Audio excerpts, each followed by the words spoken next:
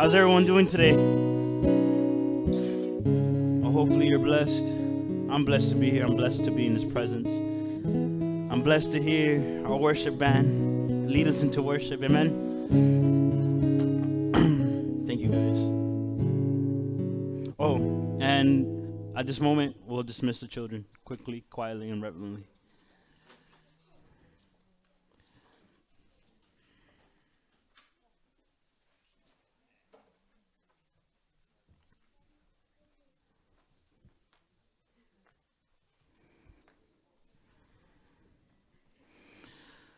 It's always a privilege to be here, to be able to speak, to just it's I can't explain it. It's an honor, especially having Pastor Conrad trust me with his pulpit. It's a privilege, and I'm extremely blessed. I'm extremely humbled and honored. What I want to speak about today is complacency. I mean, that's a word that we all know, I think, very well. I think all of us have struggled with that at one point or some point or another. A lot of us have struggled with complacency. We're complacent with our life. We're complacent with our jobs. We're complacent with our friends and our family. We're complacent with God, with our faith. We get complacent with these things, and I think complacency is one of the most dangerous things that can happen to a believer. We all go through motions and struggles. That's not what I'm talking about. We face things but we get comfortable in those things. We use it as security. We take it and we're like, you know what? And we come up with excuses. See, I do this because of the stress in my life. I do this because nothing else brings me happiness or pleasure. I need to do this. So we become complacent in that sin, and we indwell in it. Everyone struggles with an indwelling sin. Everyone has that thing they struggle with, that thing that easily besets them, that thing that they crave for. Everyone has that, including myself. See, and then the funny thing is we complain about it. It's what's crazy. It's like, man, I wish I could stop doing it. I wish I could stop this. I wish I could change. I wish I could do better. I wish I had more money in my bank account. I wish I had a better car. I wish I had this. I wish I had that. But you're complacent, and you do nothing to move forward. So your faith becomes stagnant, and it begins to stink. And what you were passionate before, when you used to worship and you used to lift your hands, you no longer crave to do that. It actually angers you to be in church because you see people happy and you're like, why are they happy? How come God can't give me happiness? How come I can't be joyful?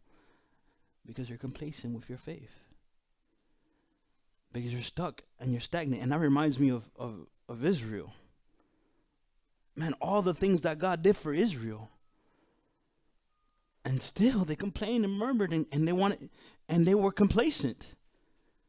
All the wonders they saw God do, all the miracles they saw God do, things that could not be explained, things that had to be God. It had to be. They said, you know what? Can you really do this though? Why'd you do it? If we're just gonna suffer, why'd you take us out of Egypt? I don't know if you guys remember that story. They were complaining about being enslaved, so God sent Moses, and Moses took them out, freed them out of Israel. They wandered the desert for a little bit. They complained because Moses was gone for too long, and they created an idol. They created a calf. He's like, they told Aaron, hey, your brother's been gone. I'm paraphrasing. Your brother's been gone way too long. I don't know where he's at. I don't know if he's ever going to come back. Why don't you make us a god so we can worship him? And Aaron, instead of putting his foot down, he's like, you guys are crazy. Do you understand what this God is going to do to us if we do this? If we do this evil? Nah, but Aaron was afraid, bro. There was 1,000 people there. And he's like, you know what? Before I get beat up, everybody give me your rings. Give me your earrings. Everybody, your kids, your wives and yours, give me your earrings. And I don't know if you know this, but back then, if you had an earring, you were a slave. That was a mark of being enslaved. So I find it ironic that they were set free. They still had their earrings on. They took them off to worship, to be enslaved again, to be enslaved with an idol again. They didn't learn from the Egyptians. What they learned was, oh, you know what, we can make our own gods. They didn't learn from the seven plagues. They didn't learn that God had spared them. That God, when God split the Red Sea, he spared them. But they were like, you know what, we want another God. And this God delivered us from Egypt, not the living God. This God delivered us from Egypt. Complacent. They were complacent they were okay with being enslaved. They were okay with it. They yearned for it. You know, it's hundreds of years of slavery. So they yearned for it. It was uncomfortable to them to be free. To do basically they could do whatever they wanted.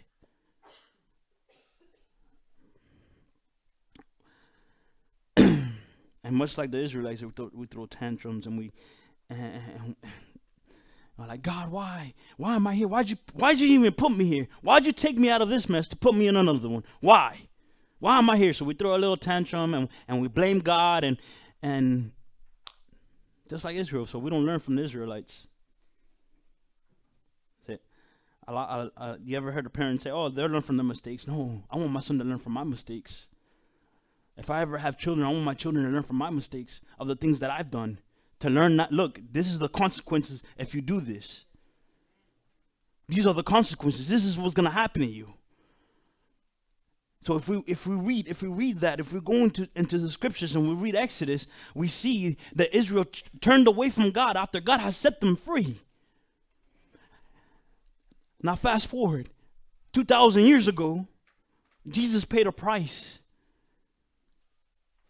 He paid the price for our sin so that we could have life, so that we could be one with God again, so that God could adopt us into his family.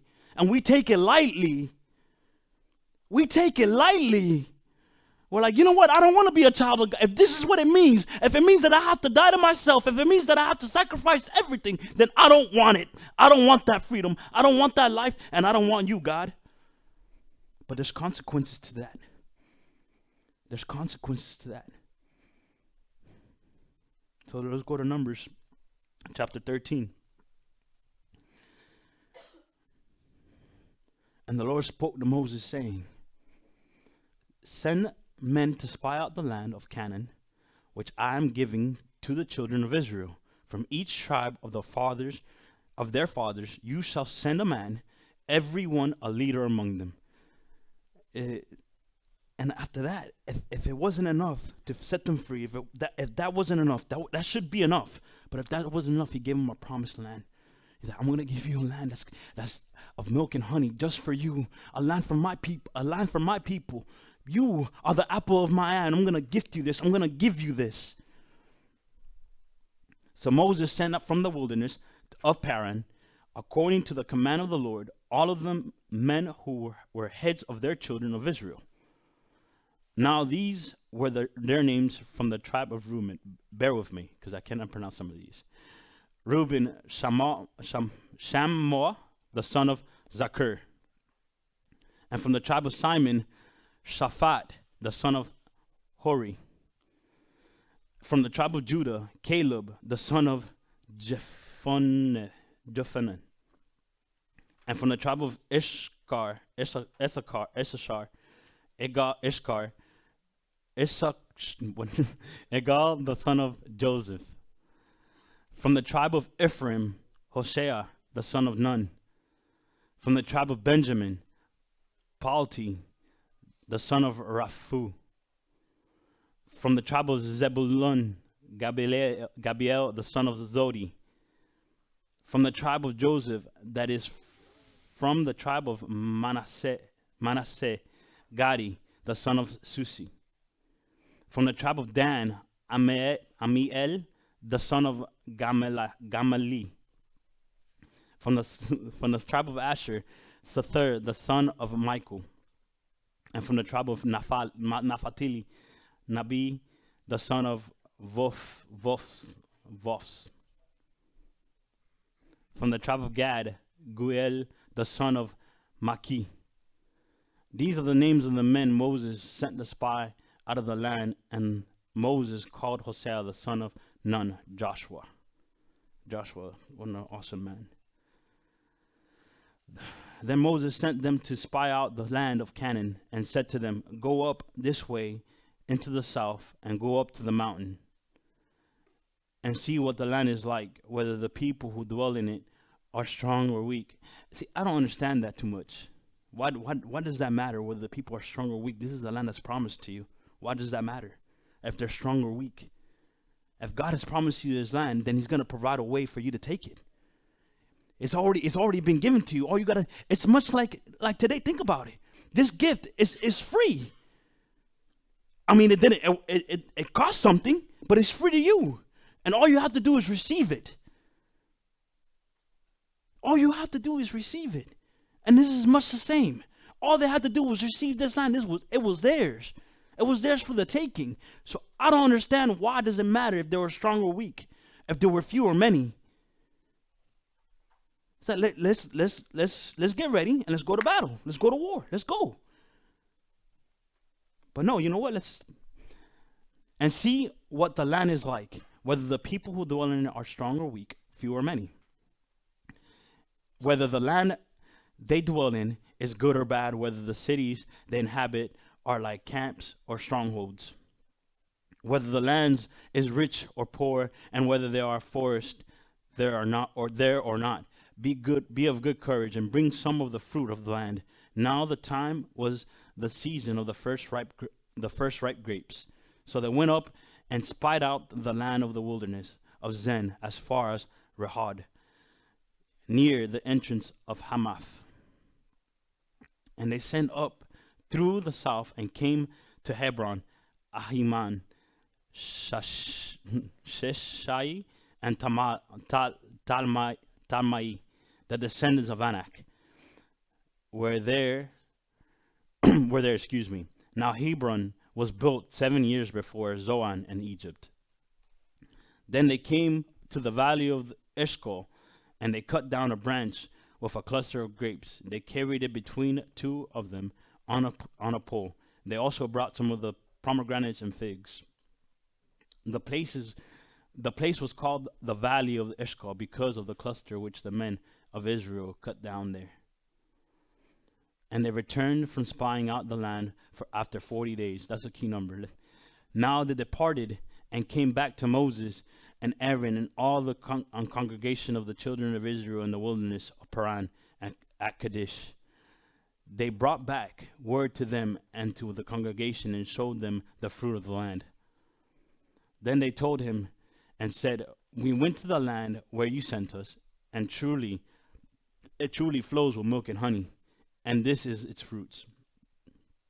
Nevertheless, the people who dwell in the land are strong. The cities are fortified and very large. Moreover, saw the descendants of Anak there. The Amalekites dwell in the land of the south. The Hittites, the Jebusites, and the Amorites dwell in the mountains, and the Canaanites dwell by the sea along the banks of the Jordan." Then Caleb quieted the people before Moses and said, "Let us go up at once and take possession, for we are able to overcome it." Listen to that. I would think that we should have this mentality. Like the mentality Caleb had. You know what? This is mine already. It's mine. I'm a child of God. Why are we sitting here passively? He's telling the Israelites, why are we sitting here passively? Why are we reminiscing? Why are we even thinking about this? Why are we discussing this? Let's just go. Let's go. They're not gonna look. God is on our side. God is not. They're not gonna be able to stop us. Egypt couldn't stop us. What makes you think that these people are gonna be able to stop us? If God's on our side, nothing will be able to conquer us. Absolutely nothing. Because who is greater than God? No one. But the men who had gone up with him we are not able to go up against the people, for they are stronger than we. And we look at our situation, man. This situation is too tough, man. I can't get out of it. I might as well just ignore it. I put it aside. I'll ignore it. If I ignore it, it might go away. Listen to me. It's not gonna go away. It's not gonna go away. It's time to address it. It's time to tell, look, you have no power over my life anymore. See, I'm a daughter, I'm a son of the living God. I'm an heir, and not only an heir, a co-heir to Christ.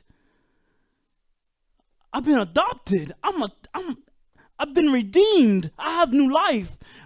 I'm not that person anymore. I'm different. I'm a new man. I'm a new creation. When are we gonna start? When are we gonna start admitting that to ourselves? When is this complacency gonna stop with our faith? Oh, that's okay. God's gonna forgive me anyway. Oh, it's okay. Everything's permissible. Everything's okay for us to do. I mean, Paul said it. Everything's okay. Everything's permissible. Yeah, but not everything's beneficial. How does it benefit you? How does it benefit the body of Christ? How about that? How does it benefit the church that you're part of? And by the church, I mean the body. How does it benefit it? When people look at you, what do they see? Do they see Christ? What is it that they see? They see your struggles and your shortcomings, and what do they see when they see you? Oh yeah, I'm a Christian. Oh, I didn't know that. I didn't know you were a Christian. Man, I think that's the most pain I've ever felt in my life. I felt like my heart broken too. And it wasn't that I was being judged. It wasn't that. It was a reality check. I remember being in this. I used to work on an apartment complex. I used to work maintenance, and I remember walking up to the office, and I had a bracelet like this, but it was blue, and it said "Challenge accepted." And we had just come back from the men's retreat, and this lady looks at me, and she's known me since I started there. I was 19 when I started there. I was 19 years old, and I was part of about 22 at the time, 21 at the time. And she looked at the bracelet. Hey, what's that bracelet? I'm like, oh, it's my church's bracelet. Oh, you go to church? She's like, oh, what religion? I'm like, I'm a Christian. She's like, oh, wow, you're a Christian? That hurt me to my core. This lady has known me for 3 years, and she had no idea I was a believer. She had no idea. And then I instantly thought about something a person said. I was standing here, and he says, always preach the gospel. I'm like, duh. Yeah, we're Christians. We always have to do it. Yeah, and when necessary, use words. And I thought, man, were my actions showing Christ? What were my actions showing this woman? For her to question my faith.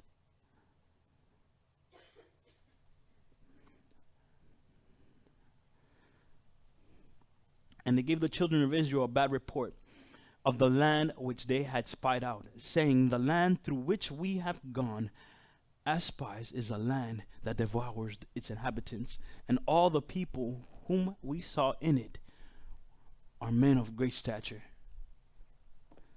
So, can you measure God?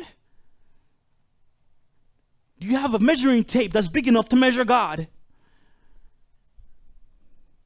You mean to tell me that He's provided you manna, bread that falls from the sky, and you're doubting Him? Bread that sustains you, perfect food that sustains you, and you doubted Him? Let's go back a step further. They didn't want to eat bread no more. They don't want to be sustained no more. It's like, oh, we're so bored of bread. You know what? We want meat. We want to eat meat. At least in Egypt, we had fish, we had this, we had that. We're tired of this. And God's like, oh, y'all want meat? I'm going to give you meat, and you're going to get so sick of it. You're going to be repulsed by it.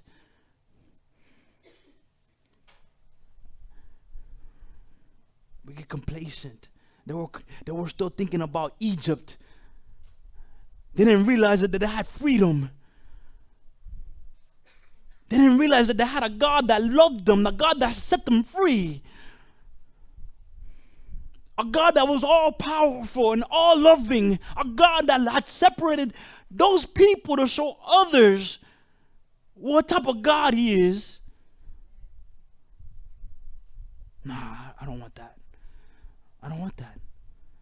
I don't want it. I was better off without it. I was better off in Egypt.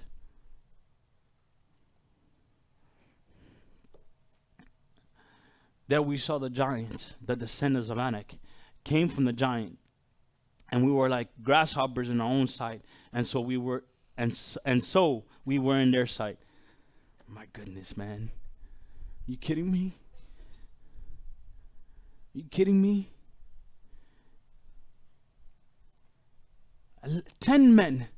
10 men were afraid. We're full of fear. Bro, we can't, like, do you understand? These people touch the roof. How tall they are. Do you understand how big they are? And I'm like, see, no, but you don't understand what I'm going through. You don't understand the giants that I'm facing.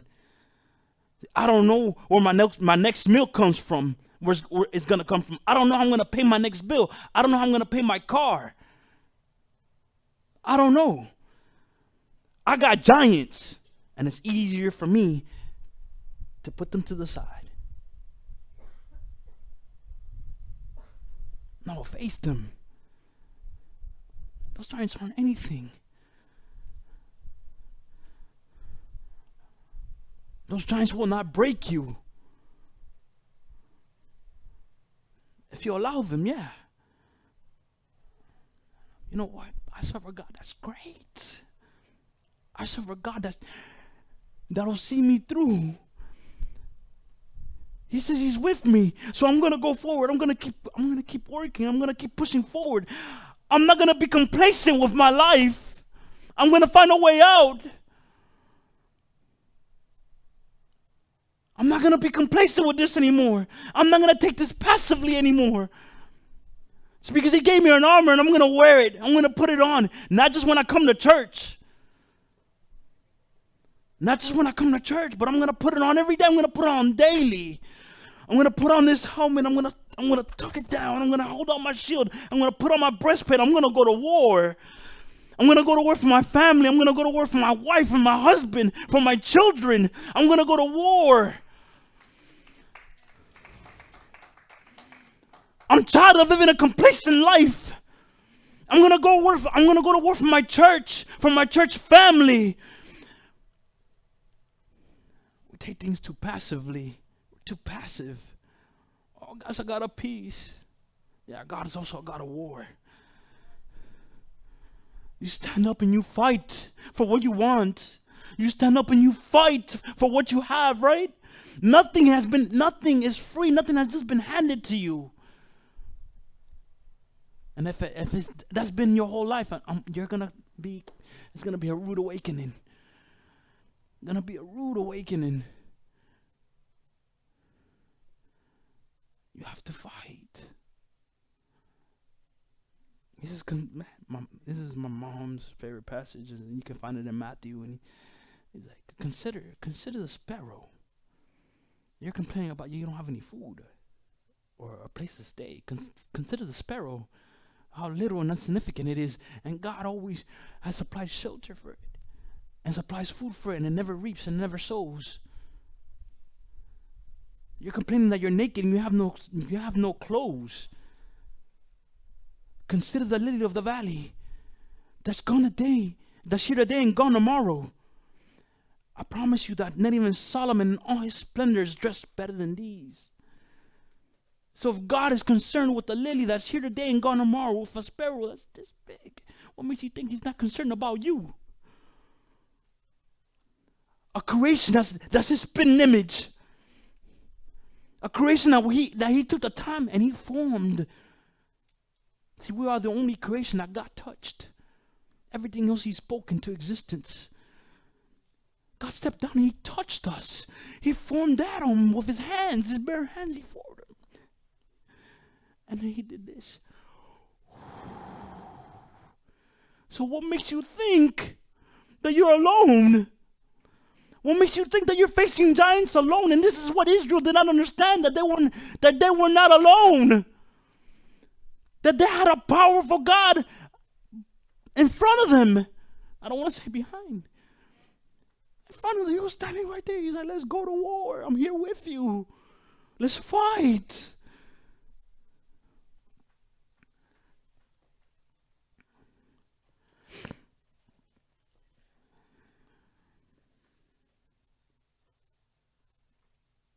I find it unbelievable that these people,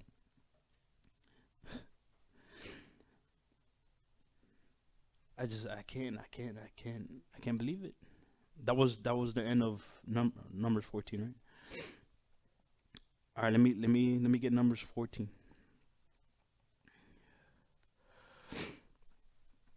Excuse me.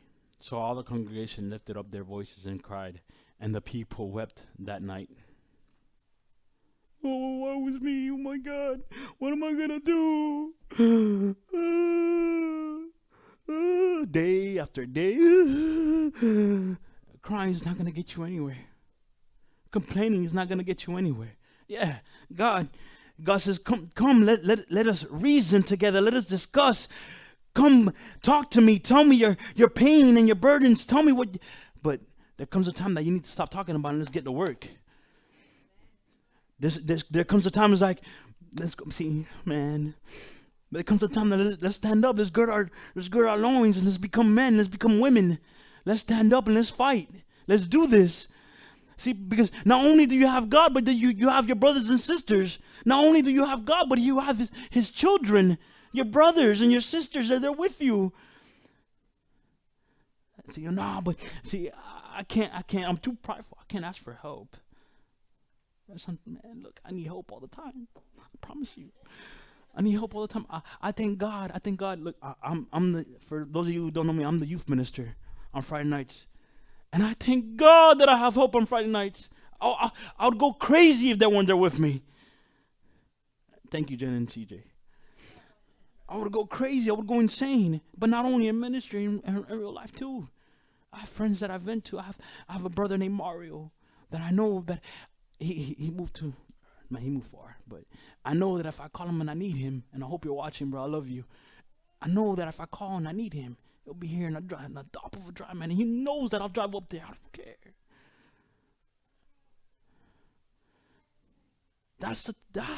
That's what we fail to realize that we have. Those men were looking at those giants and thought that they were gonna face them by themselves. They forgot that they had all of Israel behind them. They forgot that they had a living God behind them. All of the children of Israel complained against Moses and Aaron and the whole congregation and said to them, if only we had died in the land of Egypt, or if only we had died in the wilderness, if only, God, you should have just killed us. And God threatened to kill them a lot of times.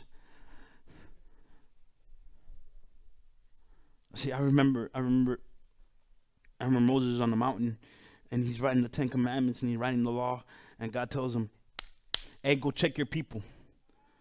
Go check the people that you took out of Egypt. They're falling, man. They're doing unspeakable things against me. They just broke the first 3 commandments. So Moses walks down there, he breaks the tablet. He's like, are you kidding me? Are you kidding me? Are you kidding me? Did you not see what I just did for you? Did you not just experience everything that God has done for you and you're doing this because I was gone for a week? Are you kidding me? Are you kidding me? So he yelled at them and he goes back up the mountain. He's like, God, you know what? And God's like, I'm going to destroy them. I'm going to give you a new people, a better people. I'm going to end them. And if this is not a picture of Christ, then I don't know what is. Excuse me. And Moses says, no, God. No, they're your people. Don't do it. They're your people. Don't do it. Don't do it. You promised Abraham, Isaac, and Jacob. You promised him. You promised them that their descendants will be as many as the sand and the sea. You promised him. And you fast forward. God, I'll go. I'll die for them. I'll pay for. I want to be with them. I want them to be a part of me, and I want to be a part of them. I'll go. Just like Moses was intercessing for Israel, Jesus was intercessing for you. I'll go. I don't care if they're complacent. I don't care if they complain. I don't care if they run away from me. I don't care if they slap me, spit on me, pluck my beard. I don't care if they crucify me. I don't care if they stab me. I don't care. I'll go. I don't care if they beat me, they mock me. I don't care. It doesn't matter to me because I love them. I love them.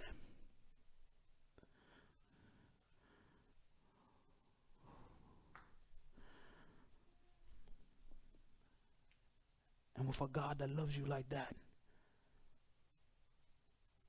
that He will literally give His life for you,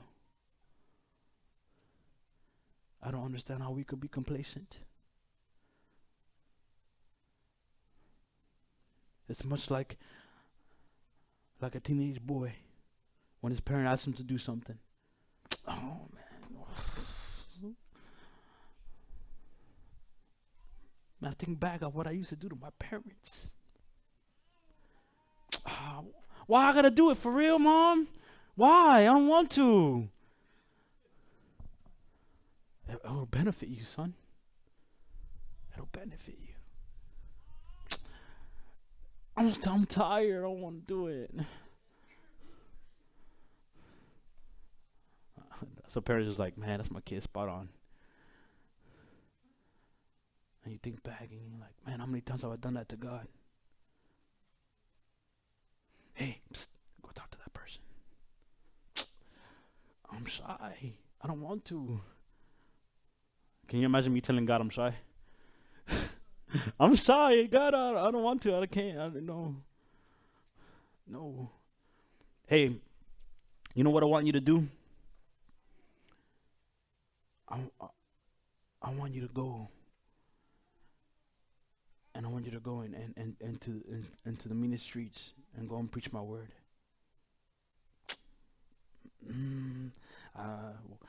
What if they kill me? What if they rob me? What if? Don't get me wrong, it's not for everybody. Don't go out to like Opalaka or something like that because Nelson told you to don't do that. I'm not saying that. I'm saying, for example, what if God's calling you and to do something, and I know He has. I know He's been tugging on your heart to do something. You're like, but I'm good here. I'm comfortable here. I'm okay here. I'm okay. But I have so much more for you. See, if you just go, no, I really don't want to. I really don't want to. Let's continue on Numbers, Rosie. You can skip Exodus. Oh, sorry, the rest of Numbers 14.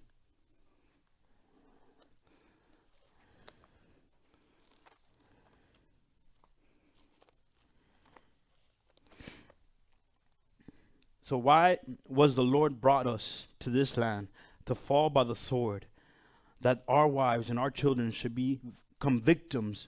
Would it not be better for us to return to Egypt? Listen to that.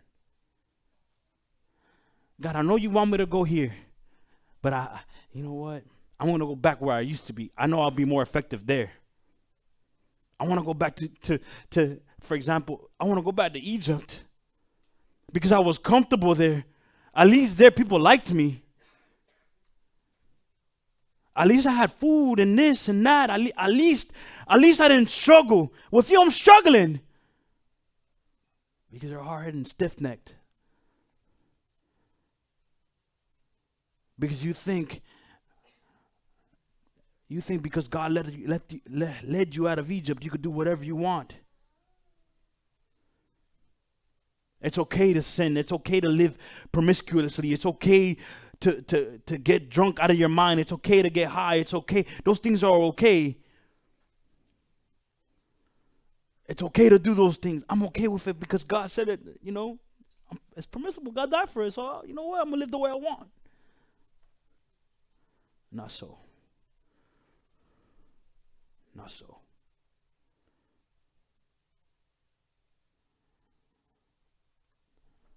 That is not a license to sin. That is not a license to sin. That is not a license to live complacent. Oh, God died for me. He did it. It's okay. He forgive me tomorrow. What if tomorrow doesn't come?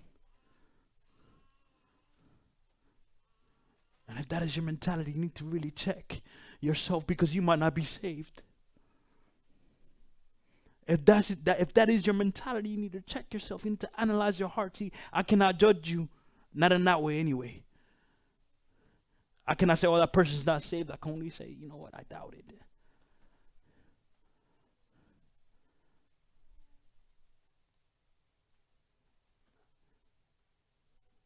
We've all faced in Egypt. We were all slaves of sin in one form or another, one shape or form. In some way, we were all slaves to it.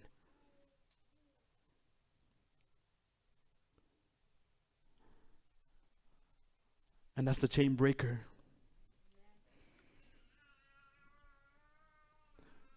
See, I put those chains on me, no one else. God didn't put those chains on me. I put those chains on me because I was trying to fill an emptiness that I could not fill.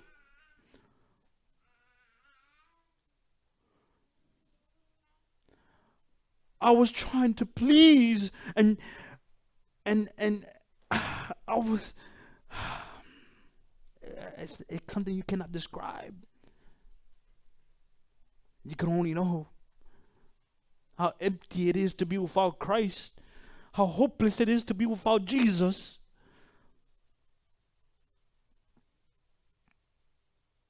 And then to realize that, and then go back to what I used to be. Go back to what I used to do. It's like telling Jesus, man, you're not enough. I should have never you weren't enough for me. I should have never left. Check out the next verse. He's like, let's find a leader. Let's find someone else that'll take us back.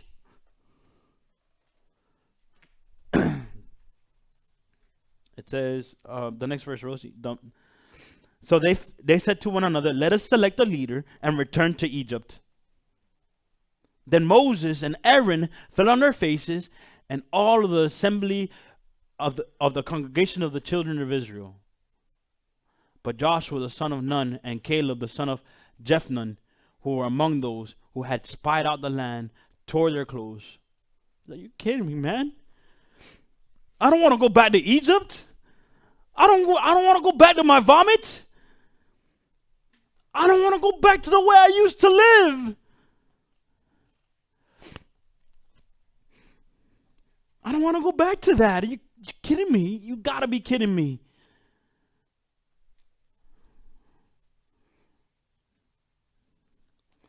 Be transformed by the renewing of your mind. Do not conform to this world, but be transformed by the renewing of your mind, that you may be able to attest the good and pleasing will of God. Excuse me. How do you transform your mind? How do you do that? How do you do that? You pray, you worship. And this is a big one. This is a big one, because a lot of us don't do this. Not only do you read God's word, but you meditate on it. See, those moments that you have by yourself, those moments alone that you have, that you think about your problems and your situations and this and that. How am I going to live? How am I going to do this? How am I going to do that? My God. My God, your word says that I am your child, that you'll never leave me nor forsake me.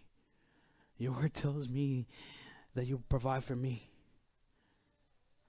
So Lord, I'm asking you, what do I have to do? What is it that you want me to do? See, because I don't want to be complacent anymore, God. I want to live for you. My every walk, my every step, my every breath, every word that I speak belongs to you. So what is it that you want from me? Do you want me to move? Do you want me to stay? Do you want me to preach? Do you want me to sing? What is it that you want me to do? What do you want me to do? Instead of, God, I'm going to do this for you. And if I do this, I want this. God doesn't work that way. God is not a genie or some deal maker. Yo, God, look, I'm really hurting right now. And if you provide for me, if you see me through the situation, man, I'll come to church on every Sunday. I won't miss a Sunday. if you do but this for me, then I won't miss a Tuesday. And if you do this even more, my kids got to come every Friday. And we make promises and deals with God that we cannot keep, that we will not keep.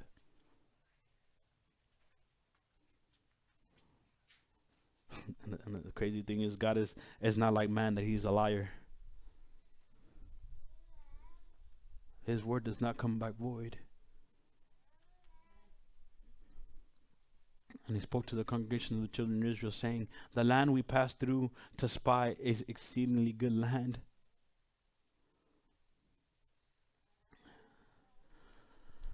The whole chapter verse. Okay. If the Lord delights in us, then he will bring us into this land and give it to us, a land which flows with milk and honey. Only do not rebel against the Lord, nor fear the people of the land, for they are our bread. Their protection has departed from them, and the Lord is with us. Do not fear them. That reminds me of what Paul told Timothy in the second letter. He says, God did not give you a spirit of fear, but of love and of power and of a sound mind. You ever heard the expression, love conquers all? Yeah, it's true, because God is love. God has conquered all. God conquered the grave, conquered sin. My goodness. And we're afraid. What are you afraid of? To lose your life? You're afraid to die? To be absent from the bodies, to be present with God. Man, you kill me, you promoted me. You just promoted me. The worst you could do is torture me. This body's not meant to last forever. I'm going to die anyway. What are you afraid of? What are you afraid of? To be incarcerated? We're not there yet. We're not there yet. We're not going to be incarcerated for our faith. But there's people in China who are persecuted, who do not conform, or who are not stuck in complacency because of their government says so, who do not care what their government says, who refuse to take on the beliefs of their government, even if it costs them their life. Who have churches by the thousands, who are more concerned with the word of God says than what man has to say, who beg people for a Bible when we have, I got like 6 Bibles at home, bro. Like 6 or 7 Bibles at home. Hebrew, Greek, New King James, HSBC, NIV, whatever, you name it, I have it. But having a Bible at home does nothing. It says, hide my words in your heart, that you may know who I am. Let it be a light unto your feet. Let it be a light unto your path and a lamp on your feet. So that you may know that I'm always with you. Always. Even when you feel lonely. Because those days come. There's times that I feel like I'm myself. I'm alone. There's no one here with me. There's no one who stands for righteousness. There's no one who's standing with me. There's absolutely no one. And then I remember, you know what? There's people who love God. And if there wasn't, I still got God. I still have you. And all the congregation said to stone them. Can you believe this? Like, he's warning them. He's telling them, yo, we could take them. We can kill them. We could take this land. Nah, we're going to kill you. Nope. We're going to kill you. Actually, I would be more afraid of Caleb and Joshua than I would be of the giants. They're willing to face that thing you're afraid of. And you're telling me you have the courage to kill them? Are you kidding me? It makes no sense. Now the glory of the Lord appeared in the tabernacle of meeting before all the children of Israel. And the Lord said to Moses, how long will these people reject me? And how long will they not believe in me with all the signs which I have performed among them? It's like, bro, they had no excuse. They had no excuse at all. None.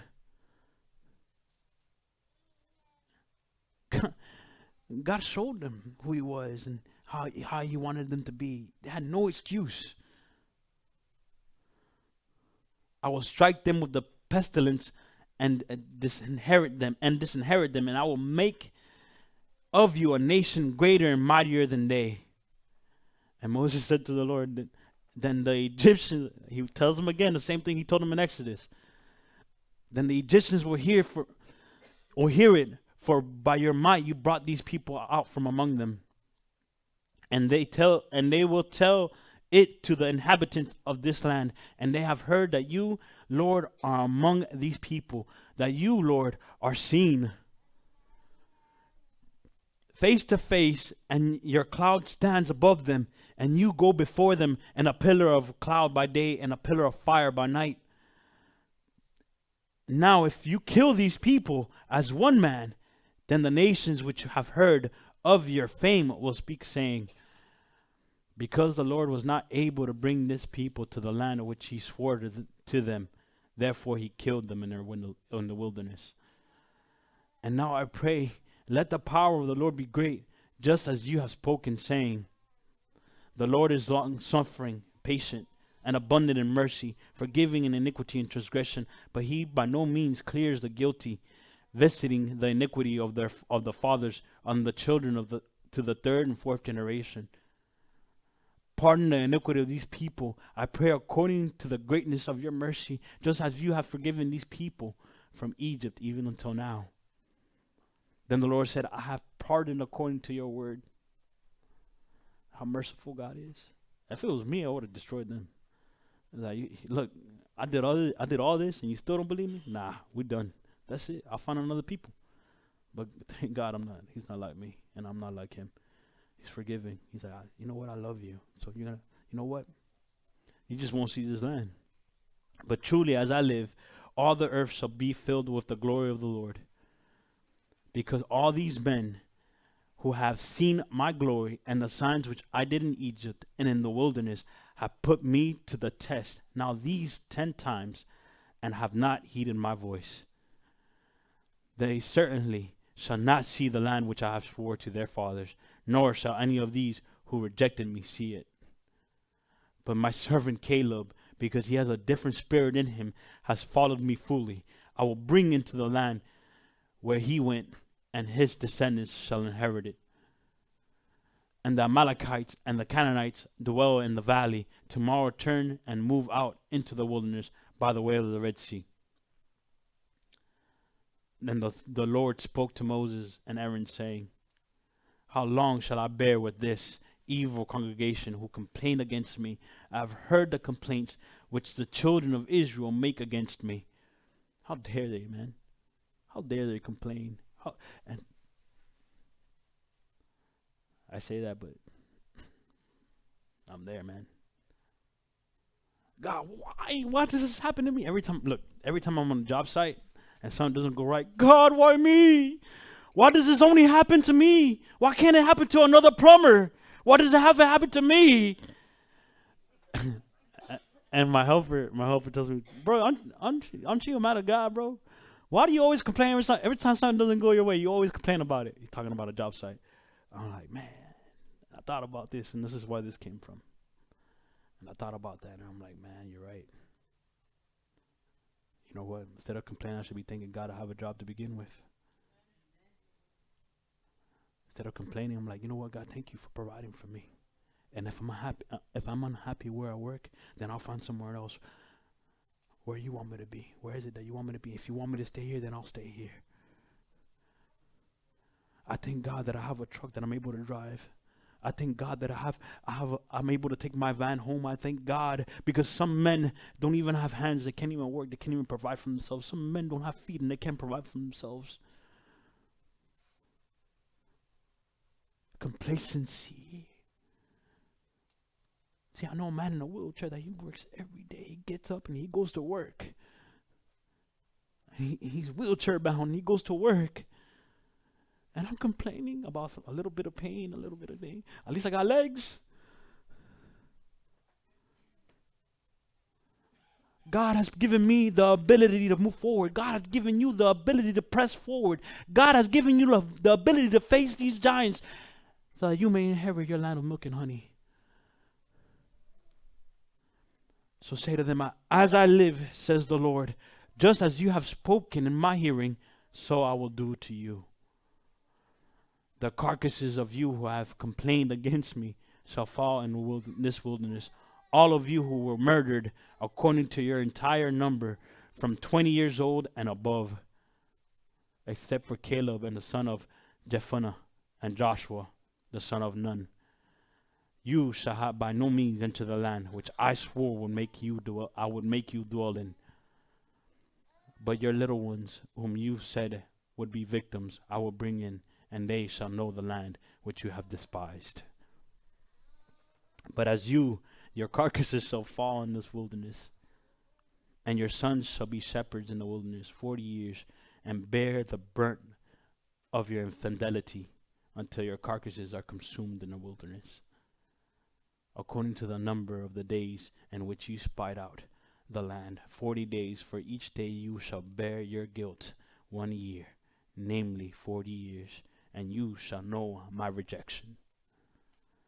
I, the Lord, have spoken this. I will surely do so to all this evil congregation who are gathered together against me in this wilderness. They shall be consumed, and they shall die. Now the men whom Moses sent to spy out the land, who returned and made the congregation complain against him by bringing a bad report of the land, those very men who brought the evil report about the land died by the plague before their Lord.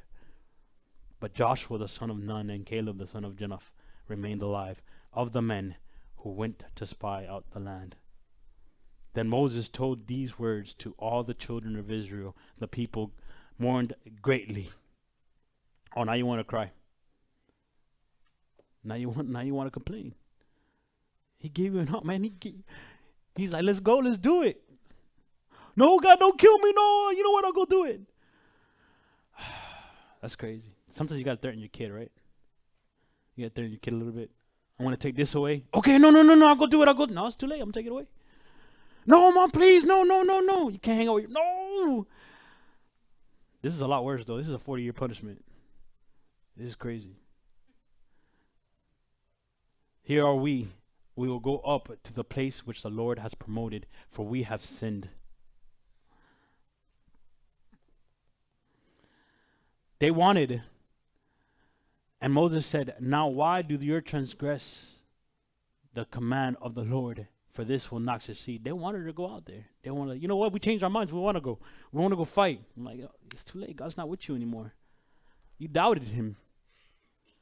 Man, I thank God that he doesn't deal with us in that way anymore, any longer. How many times have I told God, look, God, I don't want any part of you.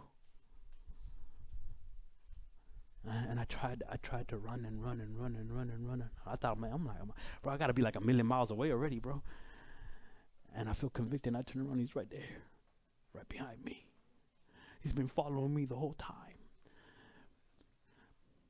And even in my complacency, even in my sin, even in the things that I've done, he's been following me, calling out to me, look, I'm here. I'm here. And I can guarantee there's testimonies in here today, this morning, that can attest to the same love, to the same compassion that God has for them. And if you never experience it, you will. I pray you do. Because, man, my God is a gentleman. He doesn't force himself on you. He just knocks. Psst. Are you tired yet? Are you sick and tired? I'm here. Lay your burdens on me. For my yoke is light. Let me carry you. You don't have to struggle with your sin anymore. See, you don't have to feel guilty anymore. But God, you don't know what I've done. Yes, I do. I knew before you did it. You don't know my thoughts. You don't know what I've thought about. You don't know what I've thought about doing. Yes, I do. I know everything about you. Then you must hate me. If you know me, then you must hate me. There's no way that you can love me because I don't even love me. I love you. I love you. Romans 8:30 says, I have predestined you. Because you are predestined, you are called. And because you are called, you are justified. And because you are justified, you are glorified. Listen, listen. I predestined you. Meaning, I formed you in your mother's womb. I know your ins and outs. I know everything about you. I know every fiber on your head. I know your ins and outs. I know your every thought. And I still love you. I'm calling you. I'm calling you. See, because you don't have to suffer anymore. You don't have to suffer the excuse me, you don't have to suffer the flames of hell. I created that for the demons and his angels. There's an escape. I paid the price. I'm calling you. And all you have to do is answer. Answer. And I'm there. I'll be the thing that you so crave. I fill that void. I'm your hope, your peace, your love. I'm everything. I'm everything that you've been searching for. I'm that. That emptiness that you've been feeling, I'm that. So all you have to do is say yes. And I'm there. Justified. I paid the wages of sin. I conquered that. I rose from the dead so that you wouldn't have to experience, so that you wouldn't have to feel what it felt to be hung on that cross and be abandoned by God and for God to look away from you, so that you wouldn't feel abandoned. I did that so that God himself will call you daughter, son, justified. Oh man, this is the best part. And in that justification, if you do receive me, if you believe in your heart and confess your mouth that I am Lord, then you will live with me forever in paradise. You will be up by my side. You will no longer know what pain is. You will no longer know what sadness is. You will no longer know what torture is. Because I will be your refuge. I will be your escape. I will be everything that you've been searching for and much more. Glorified. If you don't know this God that I've told you about, if you've been living a complacent life, and if you're tired of that complacency, I know a God that transforms lives. And I could attest to it firsthand.